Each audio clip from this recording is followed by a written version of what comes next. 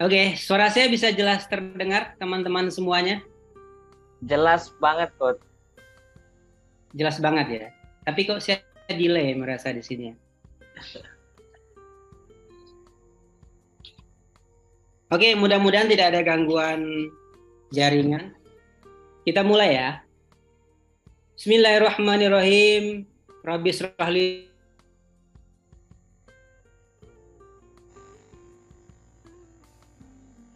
Ternyata ada gangguan jaringan. Nggak masalah ya, kita sambil nunggu Coach Hendra. Halo, Coach. Ternyata ada gangguan jaringan. Sadri wa yasirli amri wahlul 'uqdatam min lisani yafqahu qauli. Alhamdulillahirabbil Tuhan yang Maha memiliki segala kebesaran dan kemuliaan. Halo? Suara saya kurang jelas ya? Jaringannya agak terganggu tadi, Coach. Sekarang masih? Sudah kalau sekarang, Coach. Sudah ya? Sudah.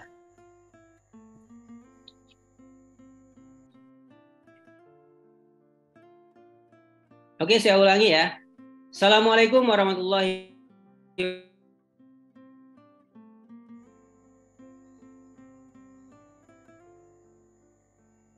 Kita sambil nunggu Coach Hendra nih, agak ada kendala jaringan nih. Wabarakatuh. Alhamdulillahirabbil alamin, segala puji, saran dan kemuliaan Tuhan yang Maha Kuasa.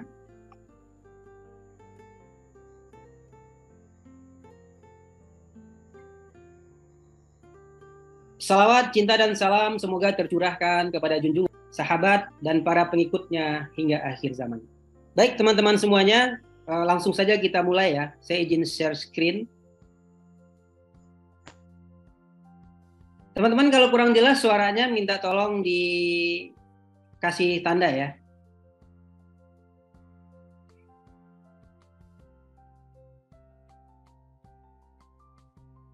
Mas Prasetyo, suaranya aman? Aman, Mas. Aman, Coach. Oke.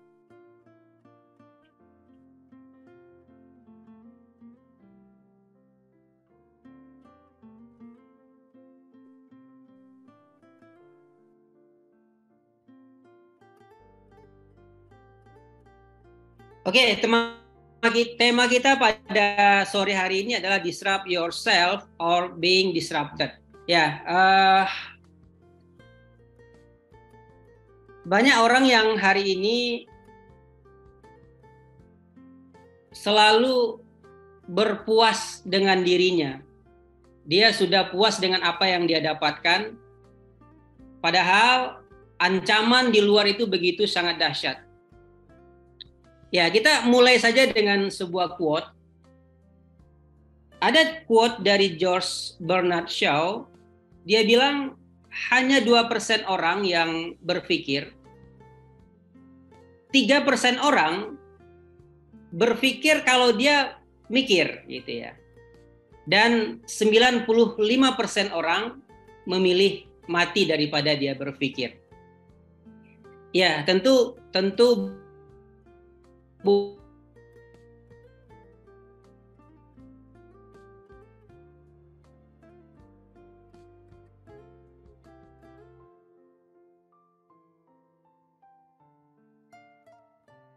bukan mati secara fisiknya, tapi tentu dia nggak mau lagi belajar apa yang sudah dia dapatkan.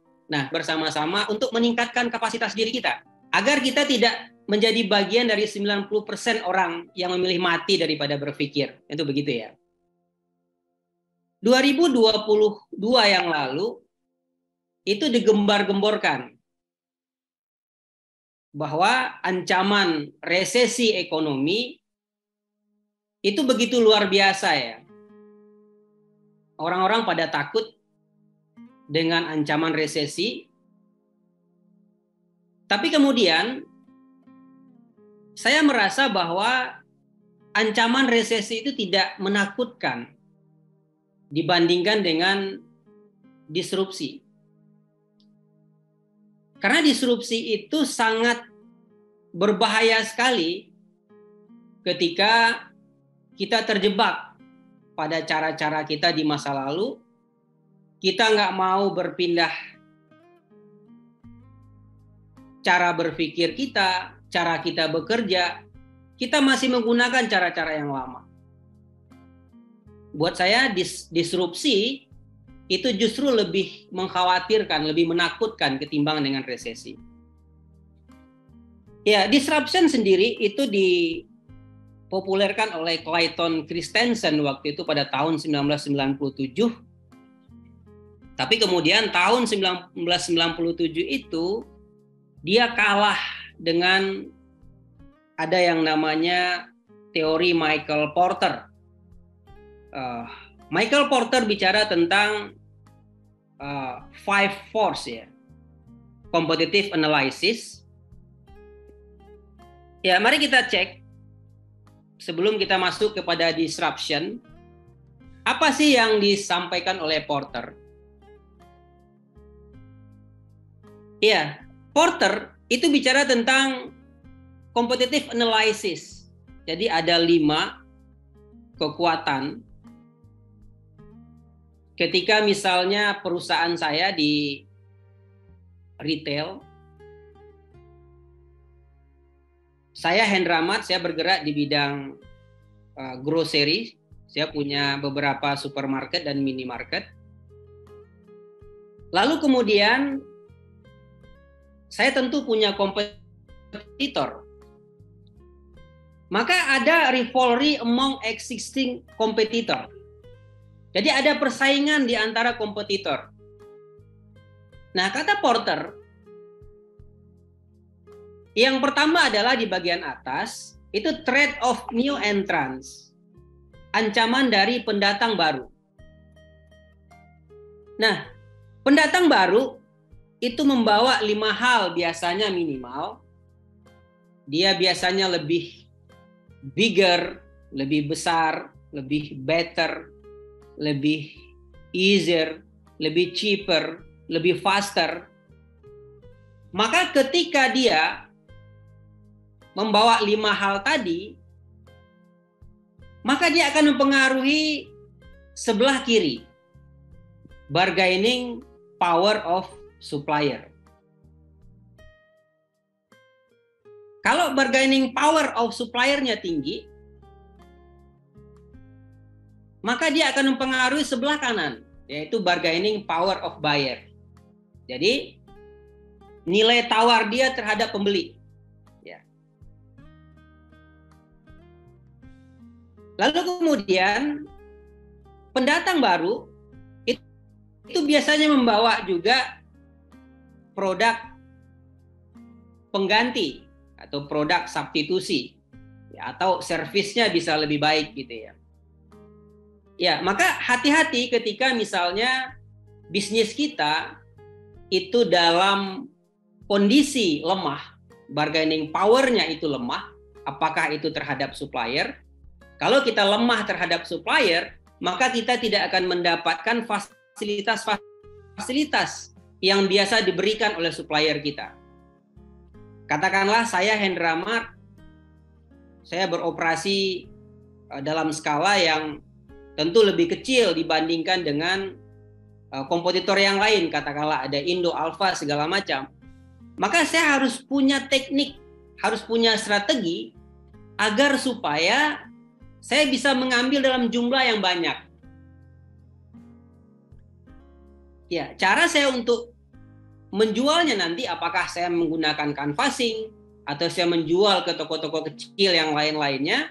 Intinya bagaimana saya membangun bargaining power of supplier saya. Sehingga apa? Saya bisa mendapatkan fasilitas yang lebih baik dibandingkan dengan kompetitor-kompetitor yang lain.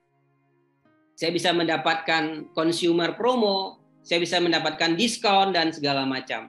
Nah, sehingga apa? Sehingga saya bisa mempengaruhi sebelah kanan tadi, bargaining power of buyer. Jadi nilai tawar saya terhadap pembeli saya.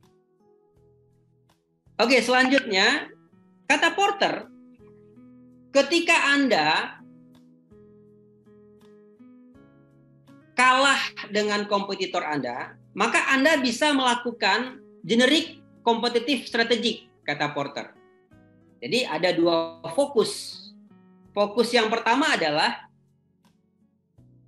jika kita memilih produk yang unik, kita memberikan value terhadap produk itu, artinya kita membuat diferensiasi, membuat perbedaan dengan kompetitor kita. Ya, bagaimana agar orang bisa nyaman ke tempat kita, belanjanya lebih nyaman gitu ya.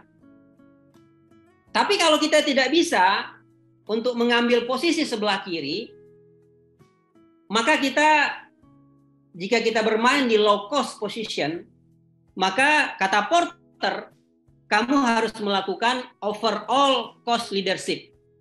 Jadi kita harus menjadi pemimpin semua biaya. Apa sih maksudnya pemimpin semua biaya?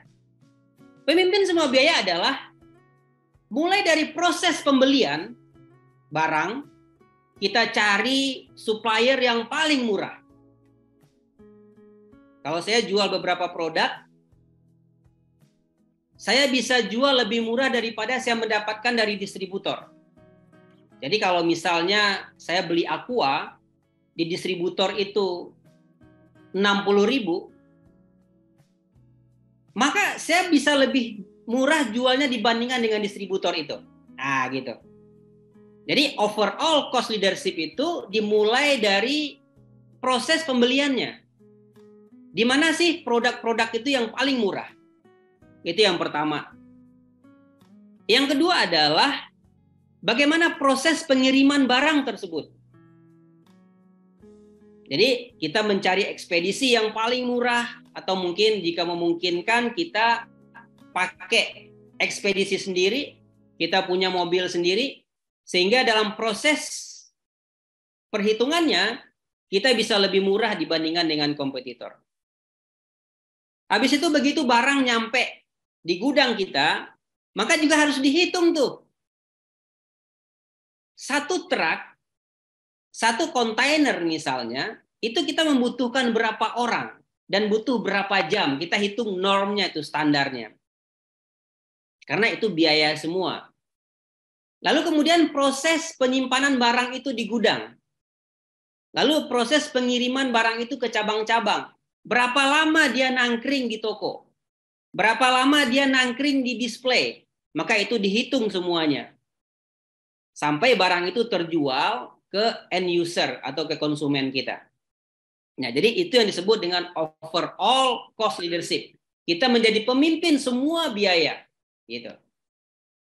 Nah, kalau kebetulan kita pada posisi low cost position, ya, maka di dalam bisnis retail itu disebut juga dengan red ocean. Karena apa? Karena pasarnya berdarah-darah, persaingannya begitu ketat. Maka kita harus punya strategi untuk bagaimana agar bisa menarik diri dari persaingan.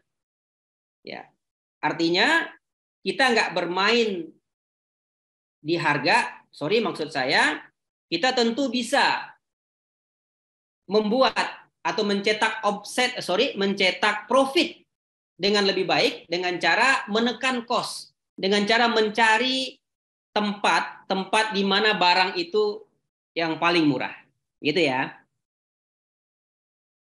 Oke, itu adalah five force-nya Porter. Nah, jadi waktu 1997 itu dikalahkan oleh ini, gitu ya. Nah, lalu kemudian tahun 2000-an disruption kembali menggeliat, kembali namanya naik, karena waktu itu banyak sekali perusahaan-perusahaan raksasa yang terdisrupsi.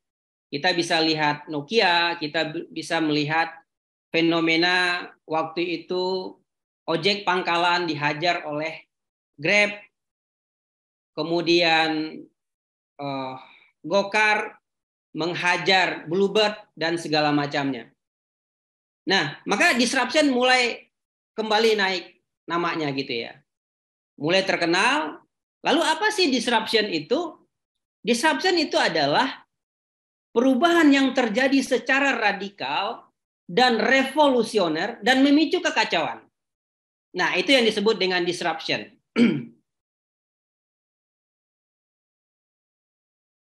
Next, disruption itu biasanya ciri-cirinya ada 3. Yang pertama adalah sudden, kemudian speed, kemudian surprise. Dia tiba-tiba dan begitu cepat, kemudian mengagetkan. Tiba-tiba perusahaan A gulung tikar gitu ya. Tiba-tiba perusahaan A terdisrupsi gitu ya. Lalu apa sih? Kenapa sih orang bisa terdisrupsi? Kita next ya. Dalam disruption itu kita mengenal 3 masa. Yang pertama adalah the past, masa lalu. Kemudian the present, masa sekarang. Lalu kemudian the future, masa depan. Nah, pertanyaannya adalah orang yang mana yang akan terdisrupsi dan siapa yang akan mendisrupsinya? Oke, mari kita cek ya. Orang yang terdisrupsi adalah orang yang masih menggunakan cara-cara yang lama, the past, cara pikir yang lama, cara kerja yang lama, cara dia berbisnis dengan cara yang lama, dia bawa ke masa sekarang, ke the present, maka itulah yang akan terdisrupsi. Lalu pertanyaan berikutnya, siapa yang akan mendisrupsi? Orang yang berpikir tentang masa depan, the future, teknologi dia sudah pikirkan tuh. Alat-alatnya sudah canggih semuanya, sistemnya sudah bagus. Lalu dia bawa ke masa sekarang. Inilah yang akan mendisrupsi. Ya, banyak sekali kita lihat akhir-akhir ini perusahaan-perusahaan yang tidak mau bertumbuh, yang tidak mau belajar.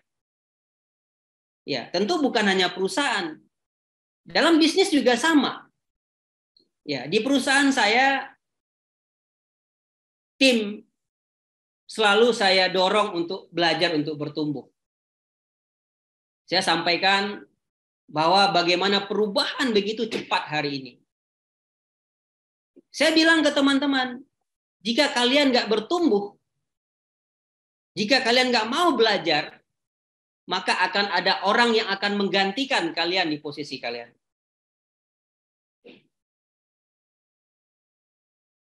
Jadi kalau cara-cara dia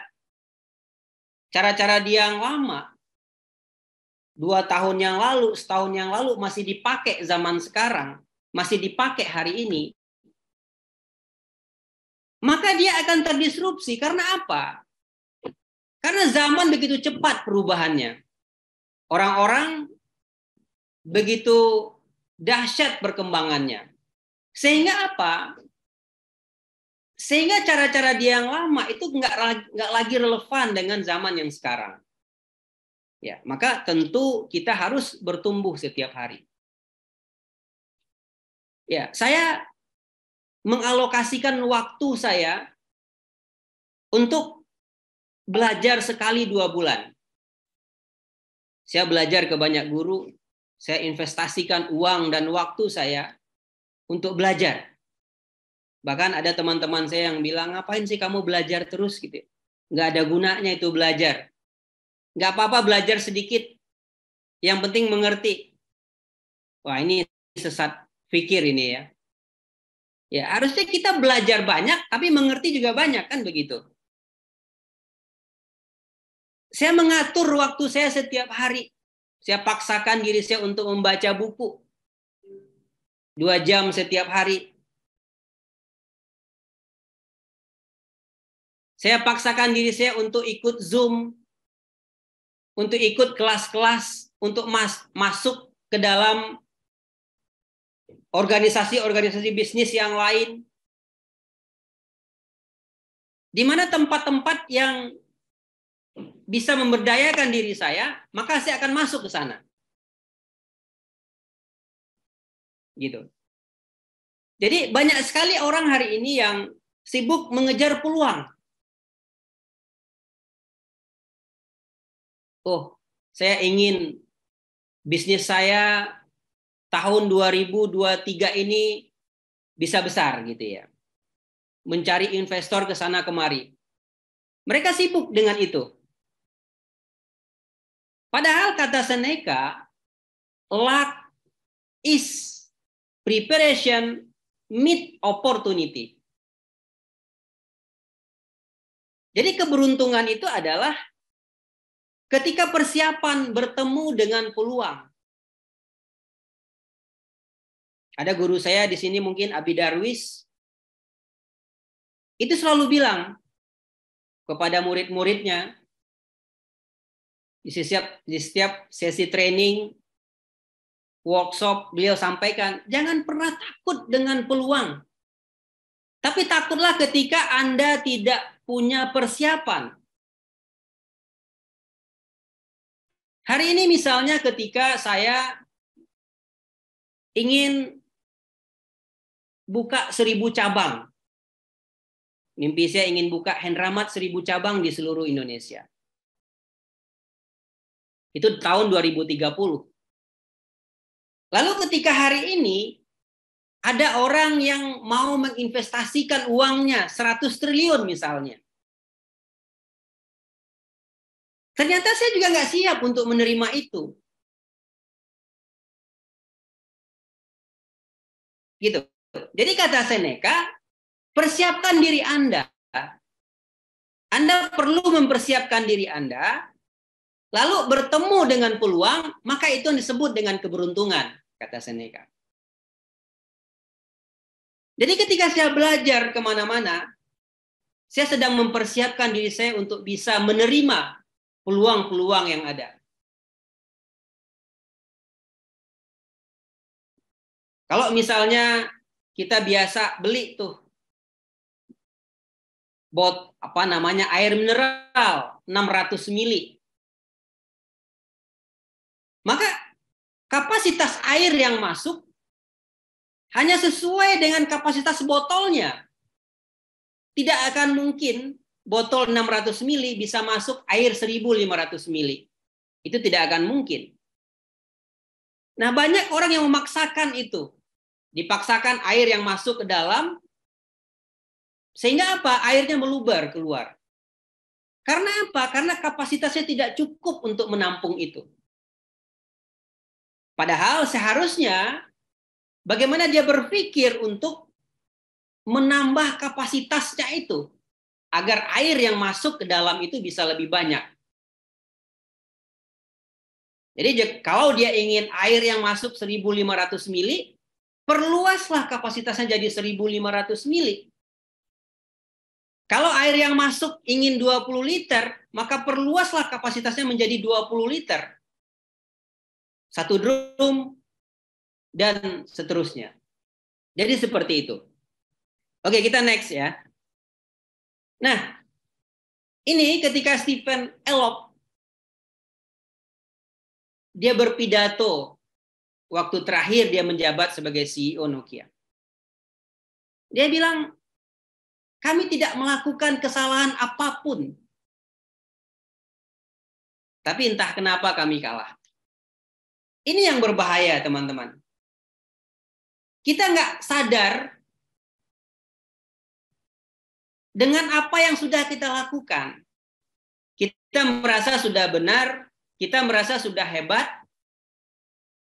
kita merasa sudah lebih baik dari waktu ke waktu. Padahal mungkin kita baik, tapi tidak cukup hanya sekedar itu.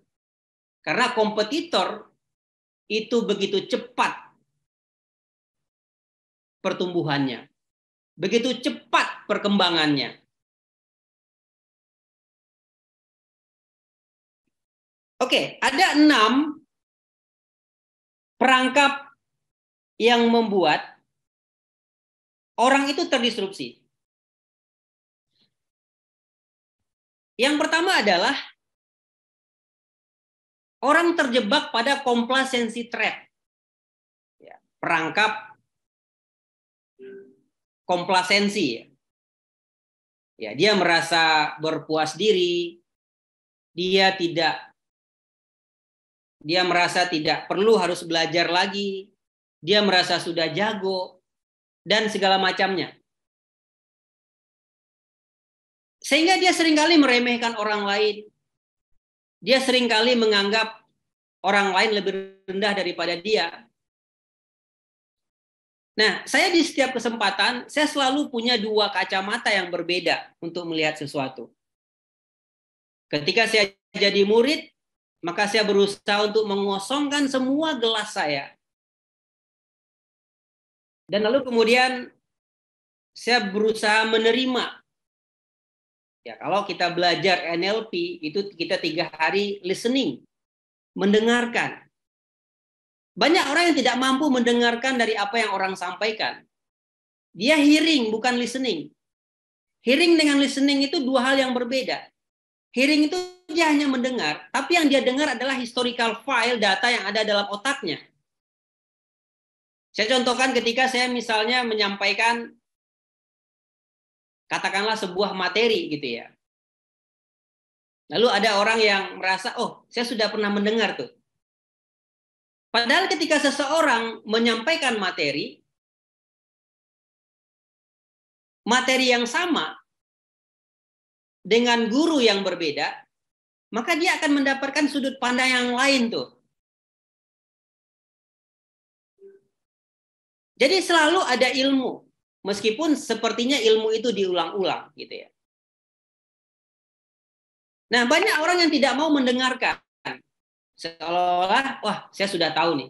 Sudah nggak perlu kamu teruskan. Saya sudah tahu isi kepalamu. Ah, itu sering tuh. Padahal mungkin maksud orang bukan seperti itu gitu ya. Maksud orang berbeda. Nah, jadi yang dia dengarkan hanya historical file data yang ada dalam otaknya. Sehingga dia tidak bisa mendengar apa yang orang lain sampaikan. Nah, ketika saya belajar, saya selalu mengosongkan gelas saya. Saya berusaha menyerap semua ilmu, apakah itu dari gurunya secara langsung maupun dari teman-teman yang lain. Tapi ketika saya kebetulan ditunjuk misalnya menjadi pemateri, nah saya merasa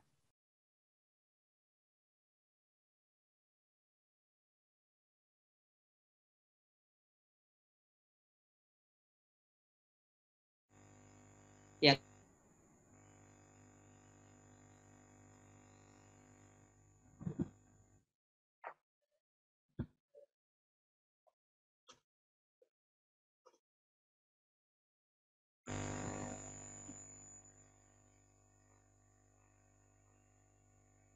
Jaringannya agak terganggu nih, Coach.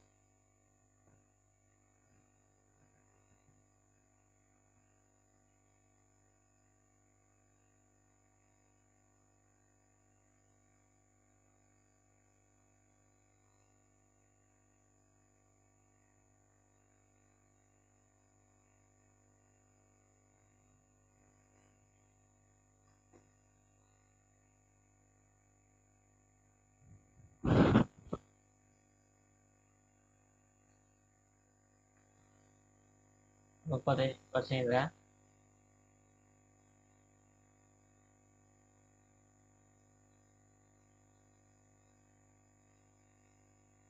Iya, teman-teman semuanya, sahabat Evapora, sambil menunggu Coach Hendra ya. Kayaknya jaringannya beliau agak terganggu nih. Kita sambil nunggu Coach Hendra Prasetyo untuk gabung lagi untuk join sharing bersama kita nih. Sambil review-review aja, nanti kita bisa ulas kembali materi beliau nih lewat di YouTube Evapora. Silakan nanti mampir di YouTube masing-masing, search di situ Evapora. Nah, nanti akan ada ulasan tentang materi-materi, terutama materi yang sebelum-sebelumnya yang sudah kita upload. Nah, di situ ada banyak banget materi yang bisa teman-teman ambil nih nanti ya. Yang bisa teman-teman ambil, yang bisa teman-teman manfaatin, yang bisa teman-teman belajar, sehingga kita bisa bertumbuh nih, terutama dalam mengembangkan bisnis kita masing-masing ya. Nah, makanya tadi yang disampaikan sama Coach Hendra juga di diingatkan ya, kita diingatkan kembali untuk paling sulit itu mendengarkan ya, paling sulit itu mendengarkan, paling enak, paling gampang itu berbicara ya, tapi paling sulit itu mendengarkan ya. Nah, nanti kita belajar nih, belajar mendengarkan dengan siapa kita bicara ya kan, dengan guru-guru kita, dengan saudara-saudara kita, dengan teman bisnis kita dan sebagainya. Dan banyak orang ya yang harus kita dengar terutama saat berbicara ya. Oke, teman-teman semuanya, sambil nunggu Coach Hendra untuk gabung bersama kita, saya ingatkan kembali untuk sahabat Evaporia dimanapun Anda berada, terutama teman-teman pelaku bisnis UMKM di seluruh Indonesia nih yang sudah mau gabung dan join. Kami sampaikan pula bahwa kami dari tim Evapora juga mengucapkan banyak-banyak terima kasih yang sudah gabung dan join untuk belajar di Evapora setiap harinya ya. Nah, ini alhamdulillah nih Coach Hendra sudah gabung. Coach, jaringannya nggak terganggu, Coach.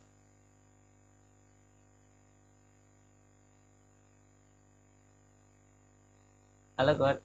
Sudah aman sekarang, Coach?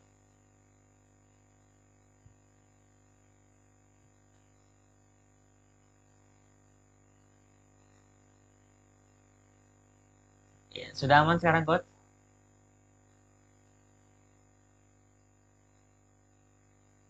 Masih di mute nih, Coach.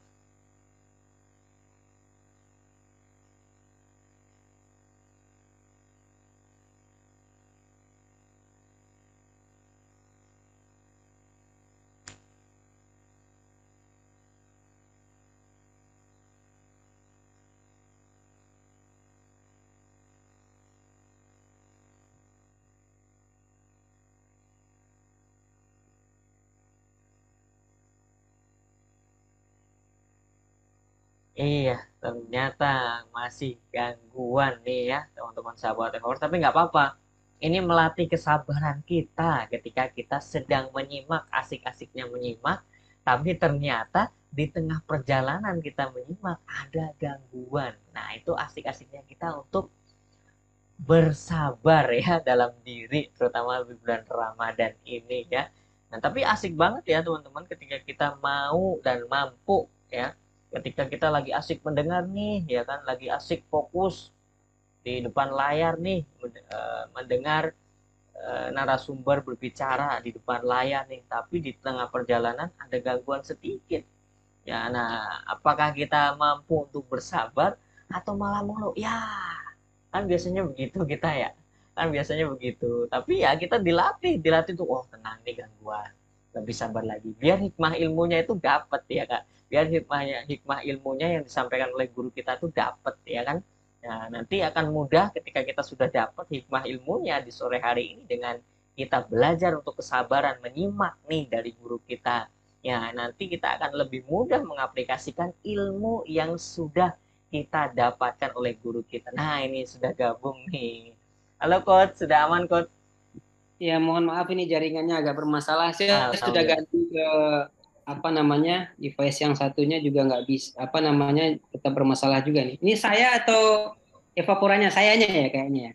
Iya, gangguan gangguan di Oh Coach iya, Indranya. Iya. sorry Siap Coach. sorry sorry. Sekarang dilanjutkan Coach untuk teman-teman nih sudah nggak sabar nyimak lagi nih Coach.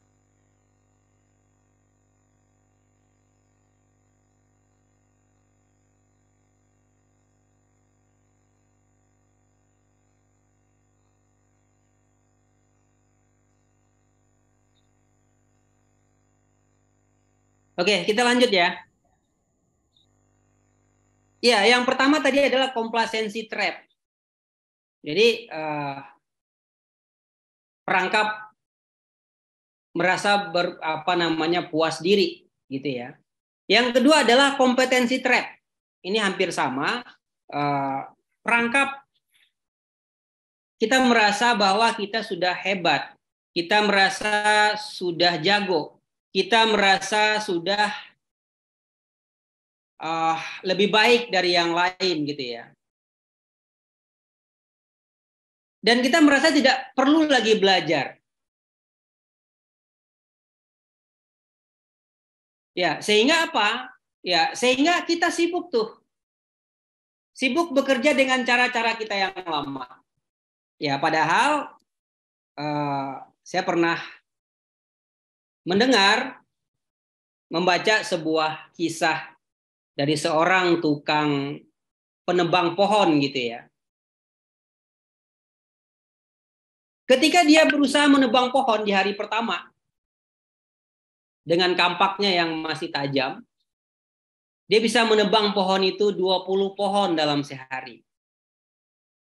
Lalu kemudian seminggu kemudian dia mencoba lebih kuat lagi untuk menebang pohon. Tapi ternyata di hari ke-7 itu justru pohonnya bukannya bertambah malah berkurang. Dia hanya bisa menebang 19 pohon gitu ya. Lalu di hari-hari berikutnya juga sama. Itu dikarenakan apa? Karena kampaknya nggak pernah diasah. Dia nggak menyediakan waktunya untuk mengasah kampaknya. Nah, sehingga setiap hari tampak kampaknya itu makin tumpul gitu. Ya, maka kita perlu untuk belajar, perlu untuk meningkatkan skill kita, meningkatkan kompetensi diri kita, gitu. Kita bertumbuh setiap hari. Yang ketiga adalah sunk cost trap, ya, terjebak pada biaya yang sudah kita keluarkan. Ya, ini apa sih maksudnya? Ya, sunk cost trap itu adalah, jadi contohnya gini, saya waktu setahun yang lalu itu kita buka supermarket dengan toko yang cukup luas. Lalu kemudian kita ingin menjual tuh produk-produk seperti buah-buahan, sayuran dan segala macam, maka kita belilah showcase yang 3 pintu yang besar itu, masing-masing setiap toko itu 3 unit gitu ya. Lalu kemudian setelah berjalannya waktu, kita cek tuh penjualan. Ternyata kerugian kita itu jauh lebih banyak. Barang busuknya jauh lebih banyak daripada keuntungan yang kita dapatkan. Maka itu adalah sunk cost trap. Itu biaya yang kadang-kadang kita sayang tuh. Orang bilang, untuk apa kita beli di awal itu showcase atau kulkas. Ini kan untuk jualan buah. Sayang banget nih eman-eman nih kalau nggak kita pakai untuk jualan buah. Padahal setelah kita cek itu penjualannya rugi gitu ya. Tapi kita masih mempertahankan tuh. Ya, maka banyak sekali tuh ada gedung-gedung yang sebenarnya sudah nggak dipakai, tapi dibiarkan itu nggak dirobohkan. Padahal itu biaya. Ada juga cabang-cabang, kita juga punya cabang dulu di salah satu cabang kami. Omsetnya lumayan sebenarnya, tapi buat kami itu nggak produktif banget. Omsetnya itu hanya sekitar 300 juta. Padahal di cabang yang lain kita bisa capai 1 miliar sebulan. Bahkan bisa lebih gitu ya. Nah, setelah kita hitung-hitung, itu nggak rugi setiap bulan. Itu masih untung, tapi tipis gitu ya. Tapi kita putuskan untuk memindahkan tempat itu ke tempat yang lebih strategis. Produknya sama, assortmentnya sama, kita hanya memindahkan barang-barang itu ke tempat yang lebih strategis dibandingkan dengan itu. Alhasil apa? Omsetnya 4 kali lipat lebih bagus daripada tempat yang sebelumnya. Nah gitu. Jadi kita seringkali terjebak pada sunk cost trap, pada biaya yang sudah kita keluarkan. Gitu ya. Yang keempat adalah blame trap. Ya, perangkap menyalahkan. Ya, ini seringkali nih terjadi. Ya, misalnya saat pandemi misalnya. Gitu ya. Ketika ada omsetnya turun, maka kita sibuk menunjuk orang lain tuh. Kita sibuk menunjuk tim kita, karyawan kita. Oh, kamu yang salah, kamu nggak becus segala macam. Padahal ketika omsetnya turun, apakah kita sudah memberikan arahan yang jelas? Apakah kita sudah memberikan perintah yang jelas terhadap apa keputusan yang akan diambil? Gitu. Kita seringkali seperti itu. Gampang sekali menyalahkan orang lain. Makanya ketika ada leader saya yang ketika omsetnya turun misalnya atau targetnya tidak tercapai, saya paling benci ketika dia bilang bukan karena saya Pak, dia tuh Pak yang bermasalah. Ya, kalau ada leader yang seperti itu, maka leader itu tidak layak ada di perusahaan kita. Karena kalau kita pergi beli ikan misalnya ke pasar, ketika kita beli ikan ke pasar, kita cukup melihat bagian kepalanya, kita cukup melihat insangnya tuh. Kalau insangnya masih segar,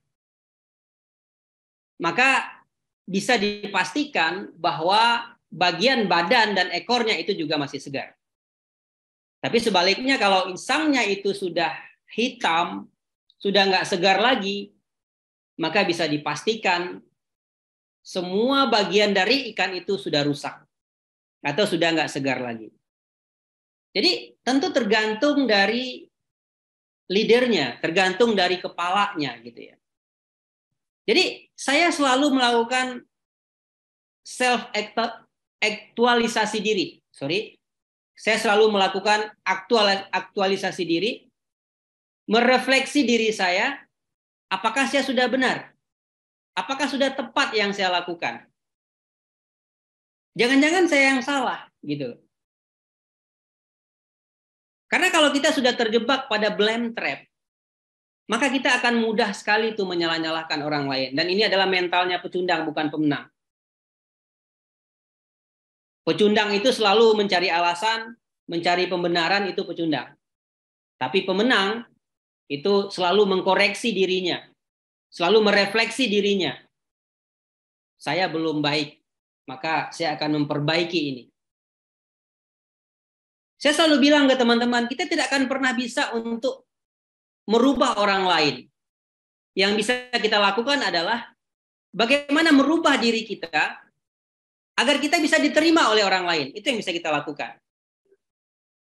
Capek kita merubah orang lain, capek kita mengatur orang lain. Semakin kita mengatur, semakin kita merubah, semakin orang itu tidak mau berubah. Ya, itu terkait dengan leadership kepemimpinan kita. Ya, leadership itu adalah kemampuan untuk mengelola diri sendiri dan mempengaruhi orang lain. Saya ulangi, leadership adalah kemampuan untuk mengelola diri sendiri dan mempengaruhi orang lain. Jadi bagaimana kemampuan kita untuk mengelola diri kita, baru kita bisa mempengaruhi orang lain. Gitu. Berikutnya adalah cannibalization trap, mengkanibal, perangkap mengkanibal apa sih maksudnya? Saya gini, kalau saya buka di cabang Imam Bonjol misalnya toko saya rame. Lalu kemudian karena rame, saya ingin buka juga di sebelahnya atau di ujung jalan Imam Bonjol itu. Maka itu artinya apa? Kita sedang mengkanibal market yang sudah ada. Bukannya kita menambah pelanggan yang baru, tapi justru pelanggan kita terbagi dua gitu ya. Nah, itu cannibalization trap. Yang berikutnya adalah confirmation trap. Jadi terjebak pada kita mengkonfirmasi tuh. Misalnya ketika saya tanya misalnya omset di beberapa cabang kami, Pak, omsetmu gimana bulan ini? Terus dia juga bertanya kepada teman yang lain, cabang yang lain. Dia sudah tahu kalau omsetnya turun gitu ya. Terus dia menanyakan ke cabang yang lain, omsetmu gimana? Turun juga kah? Jadi dia mengkonfirmasi, mencari pembenaran. Itu confirmation trap. Nah, jadi 6 perangkap ini yang akan membuat seseorang, perusahaan itu terdisrupsi. Gitu. Nah, maka kata Clayton Christensen, hanya satu strateginya. Satu strateginya kata Clayton Christensen. Dia bilang, lakukan self-disruption. Jadi bagaimana kita mendisrupsi diri kita, mendisrupsi cara-cara kita yang lama, tidak boleh lagi dibawa ke masa sekarang. Justru sebaliknya, hal-hal yang baru kita pelajari, kita bawa ke masa yang sekarang. Jadi artinya lakukan self-disruption. Hanya itu strateginya kata Clayton Christensen. Ya, hari ini banyak sekali musuh-musuh yang terlihat maupun yang tidak terlihat. Kalau musuh yang terlihat, ya itu mungkin gampang kita mendeteksi. Tapi ketika ada musuh yang tidak terlihat, itu begitu luar biasa. Saya contohkan seperti setahun yang lalu, grupnya Wings Group, itu pusing dengan melihat tren penjualan mereka, itu ternyata semakin hari semakin menurun. Lalu dia menuding bahwa, ini kayaknya kompetitor, ini lagi bagus penjualannya, lagi growth penjualannya. Tapi ternyata setelah dicek, penjualannya Indofood, Indomie, itu juga turun ternyata. Lalu mereka cek lagi, jangan-jangan ada kompetitor baru. Gitu ya. Nah ternyata setelah dicek, semua mie instan itu turun penjualannya. Lalu mereka pusing. Kenapa nih kok mie instan kita turun penjualannya, tapi tidak ada kompetitor yang baru yang bermunculan. Dan kompetitor kita yang lain juga nggak growth tuh. Mereka juga turun penjualannya. Lalu ternyata setelah dicek, apa yang membuat mie instan itu turun penjualannya?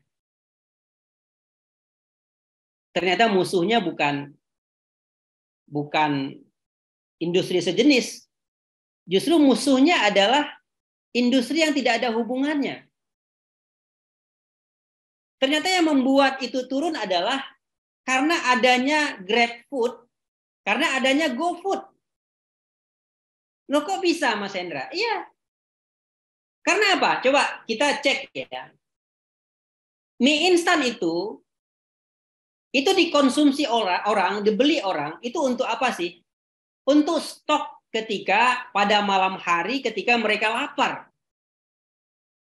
Maka diboronglah di rak-rak minimarket, diboronglah mie instan itu.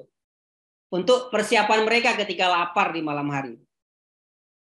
Tapi sekarang ketika mereka lapar, mereka nggak lagi mikirin mie instan. Dia tinggal ambil HP-nya, tinggal klik-klik, lalu kemudian barang yang diinginkan pun atau makanan yang diinginkan pun dalam beberapa menit nyampe di rumahnya. Dan itu yang membuat produk-produk mie instan itu semakin tidak digemari oleh orang. Gitu. Jadi begitu luar biasa ya, ada musuh yang tampak, ada yang tidak nampak. Ya, maka hati-hati dalam bisnis hari ini, persaingan begitu dahsyat, persaingan begitu ketat. Jadi self-disruption, kata Clayton Christensen. Jadi lakukan self-disruption agar kamu tidak terdisrupsi. Gitu.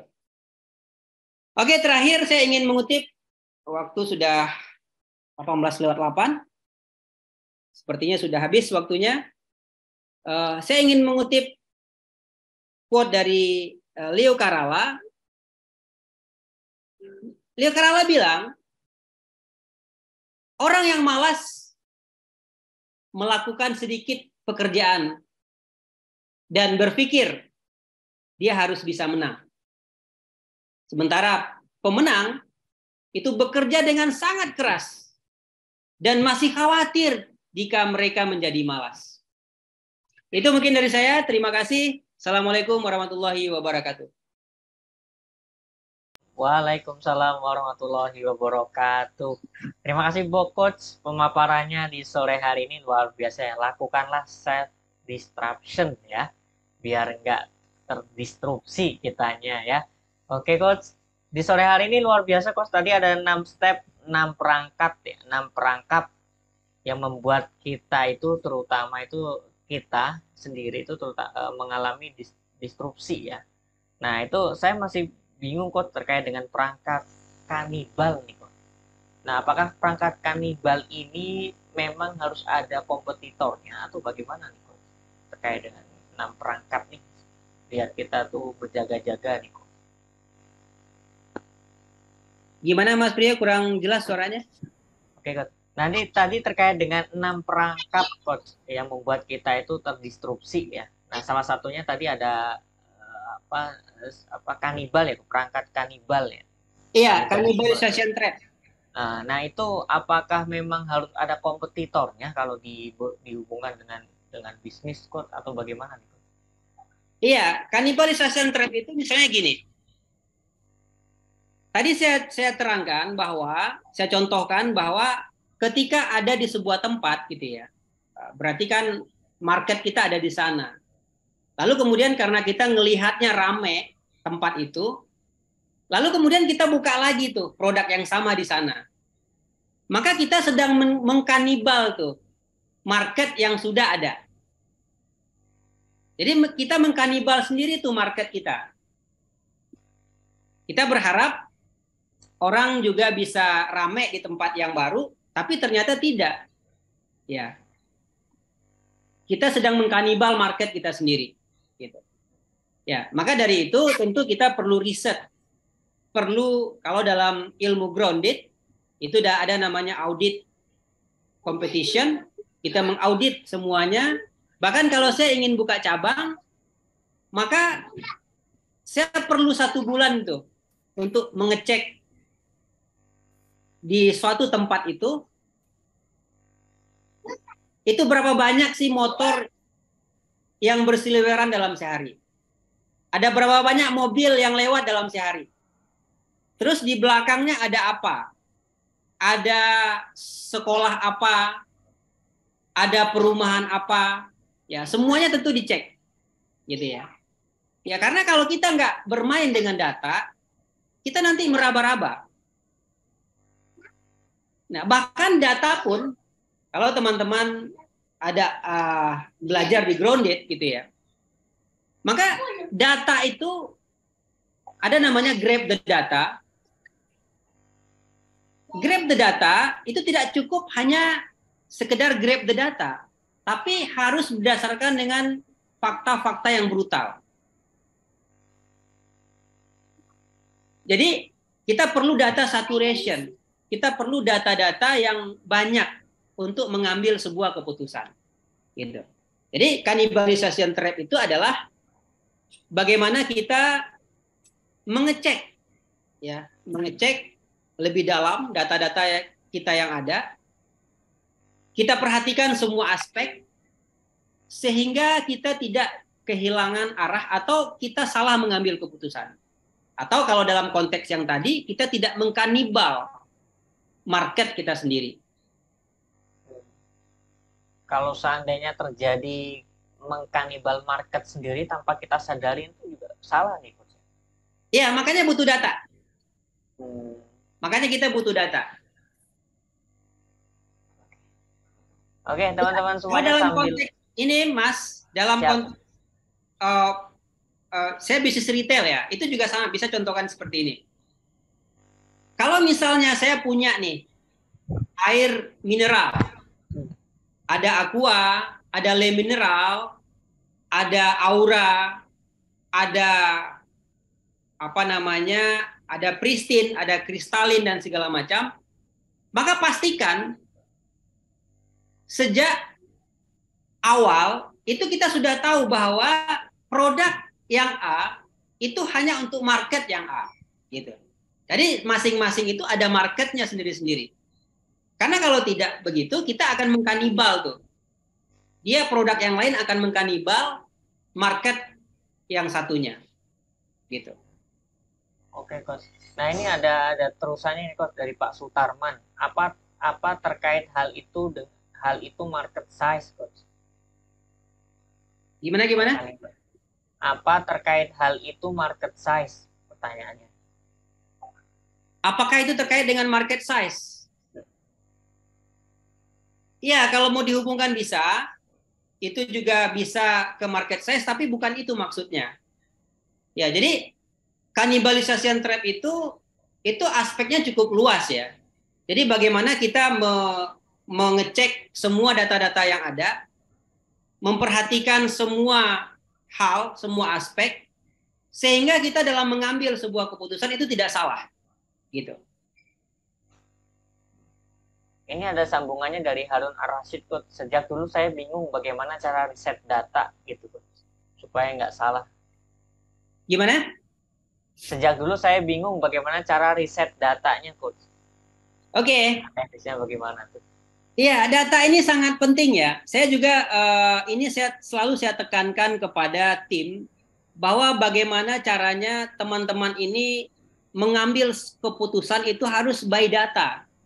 Tidak boleh sembarangan gitu ya. Karena bahkan data yang bias pun itu nanti akan menjadi data yang penting. Ya, ada sebuah cerita. Ini bukan cerita, kejadian. Waktu perang antara Amerika dengan Jepang, perang sekutu ya. Itu seperti kita ketahui, perang itu dimenangkan oleh Amerika.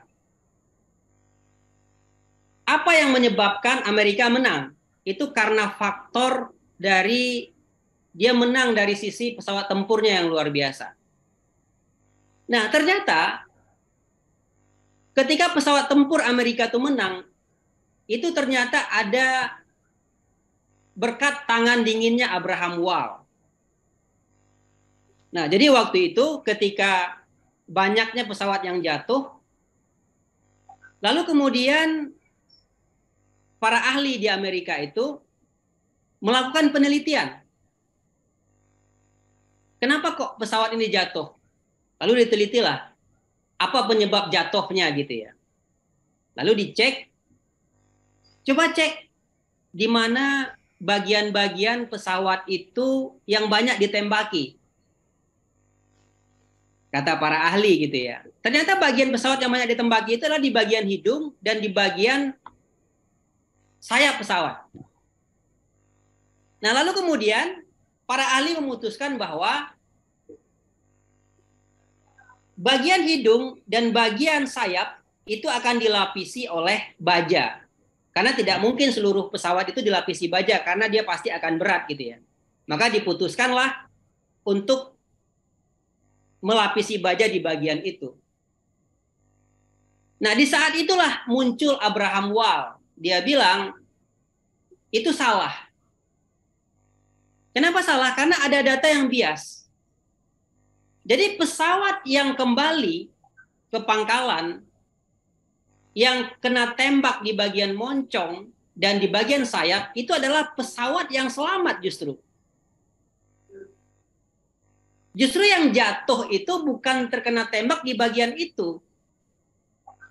Nah, ternyata setelah diteliti pesawat yang jatuh itu tertembak di bagian mesinnya. Nah, lalu Abraham Wall juga memberikan contoh ketika ada tentara yang berperang, kemudian dia tertembak dan masuk rumah sakit, yang dirawat itu adalah mereka yang tertembak di bagian kaki dan tangan. mereka yang tertembak di bagian perut itu biasanya mati, meninggal dunia, gitu ya. Nah, maka saat itu muncul apa namanya teori survivor bias dari Abraham Wall. Jadi akhirnya bagian mesin itulah yang dikasih pengaman lapis baja.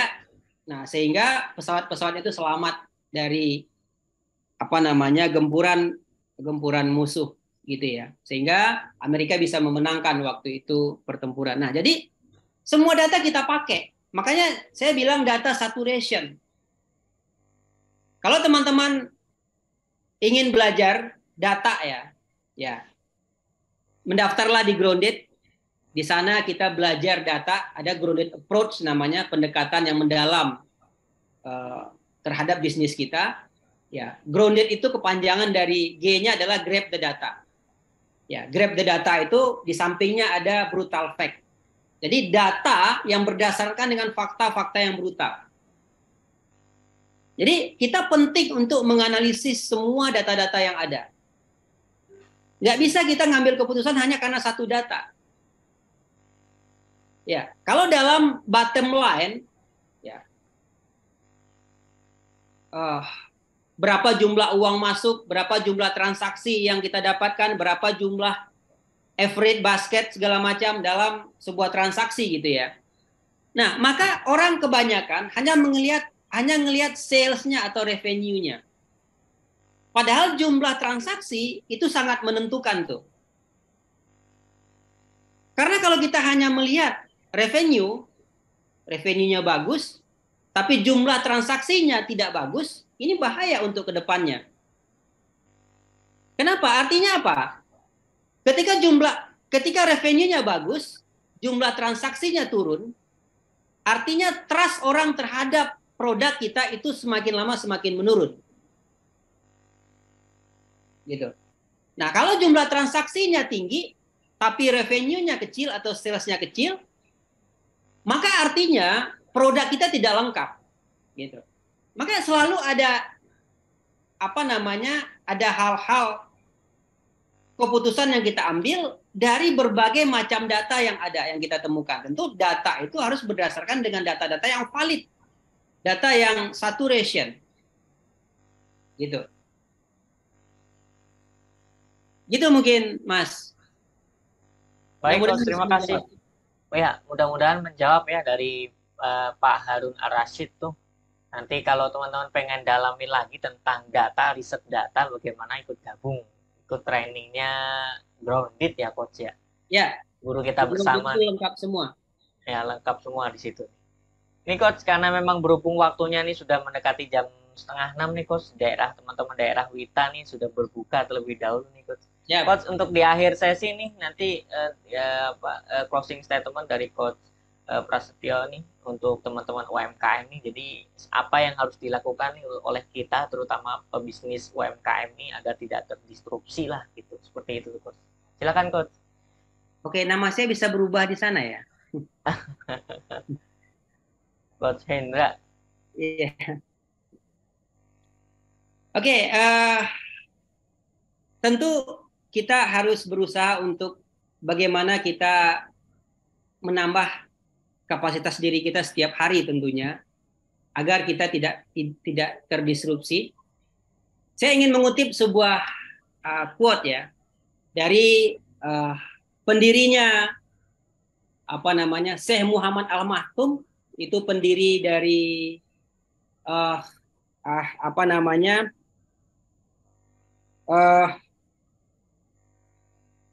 kok saya lupa. Ya, Syekh Muhammad Al-Maktoum bilang bahwa kita ini seperti